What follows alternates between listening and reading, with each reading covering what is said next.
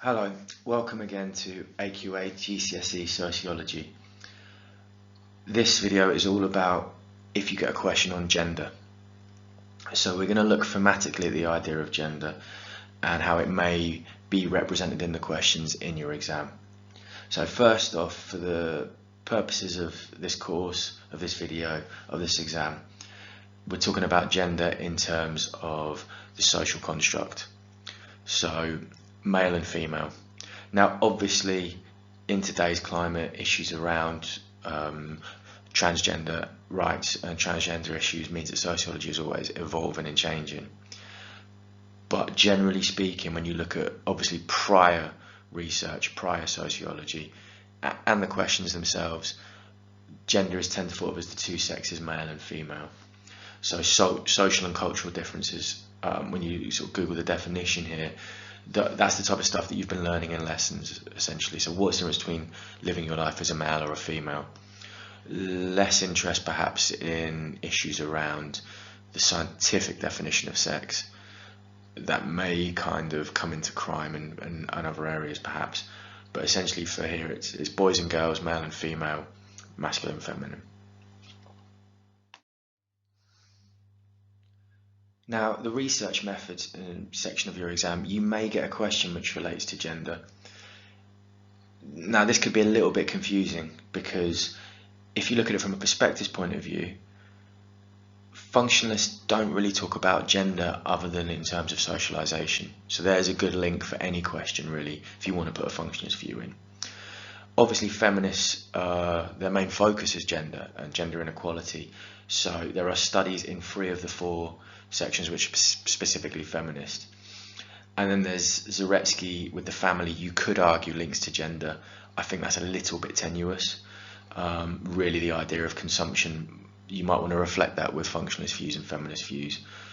You've got Willis, who looks specifically at lads. He was a male education.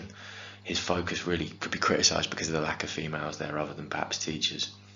And then House et al., they looked at how jobs were inherited from father to son. Again, it's very gender focused, but you may want to think about a time when this research was carried out. When it comes to the actual 4 markers on why sociologists might use gender to measure something, that could be to do with inequality. So you might get a question on how would you measure, say, inequality in gender roles in the family or in education. Again, think about methods there, what you know, types of data, that type of thing. What you might want to consider is, by looking at gender and by making an issue of it, how would that affect research? Feminists tend to be women. If they're looking at just studying females, is there an issue of bias there? Is there an interview effect, a Hawthorne effect, whatever it may be? Likewise, a lot of sociologists traditionally have been men. So if you look at the earlier sociologists, particularly functionalists, they're men. They may have a different perspective or a different bias. So really, if you get down to a question on research and it asks how would you measure gender differences, keep it very simple. Try not to be too complicated.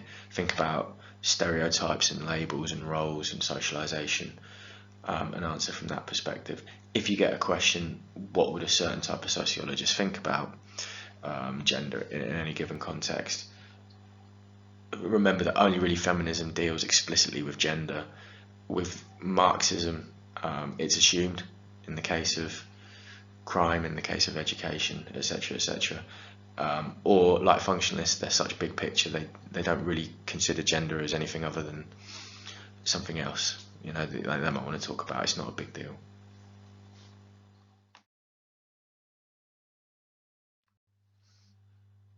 Family, education and gender.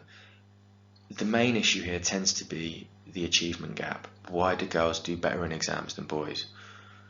And there are many different arguments around that. If you look at a lot of the studies and you look at a lot of the debates, it tends to focus on the fact that boys can't or won't behave in school. It's too constrictive. If you look at Willis's study, the whole idea that this hyper-masculine ideal leads to the boys completely dropping out of any type of conformity and failing at school rather than try and have a go. Girls, on the other hand, the idea of socialization and about being female and feminine means that they will follow the rules, they'll be quiet, they'll get on with things, therefore they're more likely to succeed, tends to be the stereotyped way of approaching this and explaining this gap. That pattern is changing though, be aware of that. In more recent exam results, boys are starting to pick up and the gap is starting to close, and there are gendered subjects, so that affects how subjects are taught, how the pupils receive them, how they are interacting with their teachers, and how they do. So you may think of things like the STEM subjects as male dominated, whereas child development, home economics as it was called, catering, those kind of female subjects, if you like, are female dominated. And then there's the influence of teachers. There are more women than men teaching, particularly at primary school, which are the formative years. So you may want to look at that over time. On the past papers, you had this question about peer pressure and gender. So you can link that to subcultures, you can link that to stereotypes and labelling. You can bring in all the issues around education and just make it specific to gender, which is it's a really good question. And if you think about primary and secondary socialisation here, if you think about how school is set up and arranged and home factors, that can all be stuff that you talk about. Obviously, it's in terms of subject choice. So it may be that you look at achievement and that girls pick subjects they're going to achieve in, and boys pick subjects that are going to help them get that job that they want, that's going to make them a breadwinner. You may think of it as a traditional functionalist route. There's lots of avenues to explore there.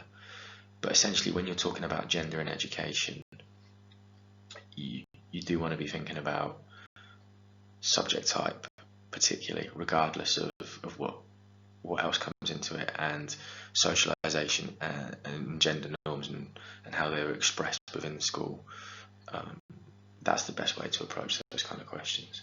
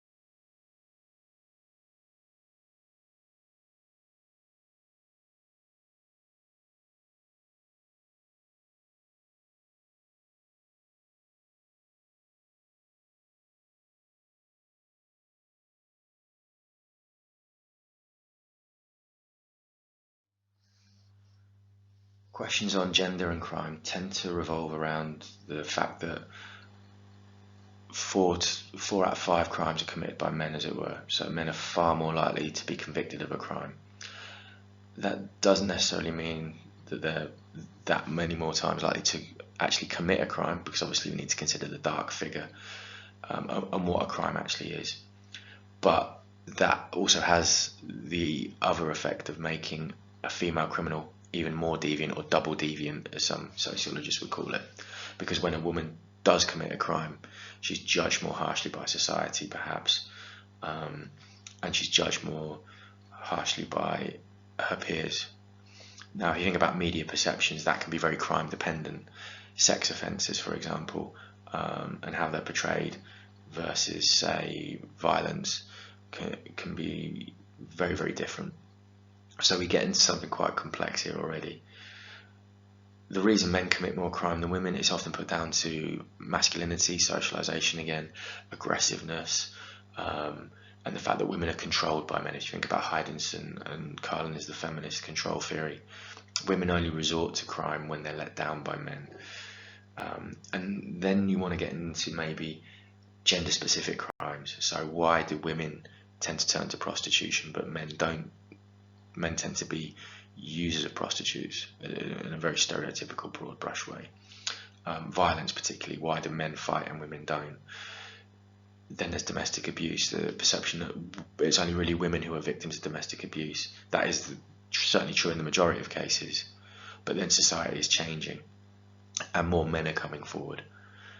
And then there's female genital mutilation, which is a crime along with sex trafficking and specific types of offences and deviance, which really, again, women only seem to be the victim of rather than the perpetrator in a general way. And if you look at, say, a newspaper where they'll do sort of weekly or monthly roundups of criminals and court cases and what's going on, they'll put pictures up, and they may select women because it's more shocking, it's more attention grabbing. If we look at the chivalry thesis and how women are seen by the criminal justice system, there is evidence that that's moving away from that now. Women aren't necessarily judged more leniently than men.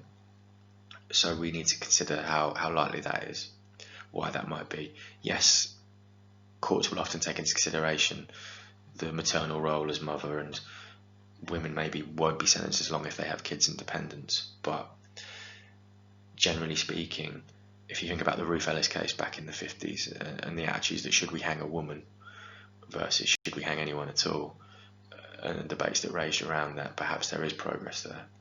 So if you look at this question, it's a very straightforward question. Gender socialisation is the main reason why women commit less crime than men. Obviously, you can talk about gender socialisation and how that supports it, but you would want to counter that with the dark figure, with types of crime, with the reasons for committing crime that aren't just socialisation, perhaps, but access. So again, if you think about it, if men are going out committing crime, they're going to leave wives and women at home, who then themselves may turn to crime. That's kind of a feminist argument. You have Marxist arguments about needing money and things like that. So there's a lot you can unpack, and using gender as the default part that you compare to will allow you to explore lots and lots of different avenues. So really, if you get a question on gender and crime, it should be very straightforward and should give you a lot of freedom to show off your knowledge. Gender and power really is part of the social stratification element of the exam. Obviously, social stratification wasn't a specific topic in the old specification. It is in this new one, so there's a bit of an overlap here. When you're talking about gender and class, and gender and status, obviously you might want to talk about ascribed and achieved status, and then you might want to bring in all of the other things that we've talked about so far. So for example, why do single parent families tend to be single mothers? You may want to talk about the celebrity culture versus, say, handed down power and inherited power, and just generally the treatment around the male gaze, perhaps, and how women of all classes are expected to present themselves, and men to some extent. When it comes to the exam questions, you may get something about male power or male dominance. So you may want to think about Wolby and patriarchy here. You may want to think about the fact that you can bring in, we've got a female Prime Minister, our second female Prime Minister, our longest reigning monarch is the current Queen. So there is evidence of female power and female status. And you may want to discuss meritocracy, bringing in education, how that affects who has power and what actually power means.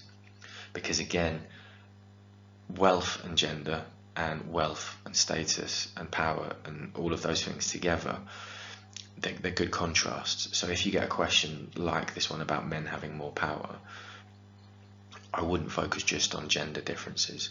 I would focus on all the different aspects that can relate to this module and this topic.